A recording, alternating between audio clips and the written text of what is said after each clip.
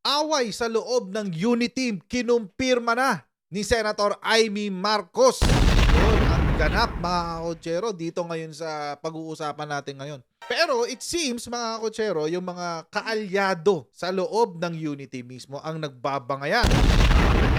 Ba? Aminin natin na may grupo sa Duterte dati na kontra sa Marcos.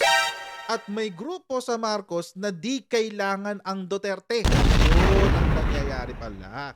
So meron palang dalawang grupo talaga. Yung dalawang grupo mga kotsero are composed of yung una, mga grupo na panahon sa grupo ng mga Duterte na kontra sa Marcos. May mga anti-Marcos na kaalyado dati kay Duterte. Hindi lang natin alam kung how far it reaches. Kasi alam naman natin ang pinaka powerful na kaalyado ngayon ni Digong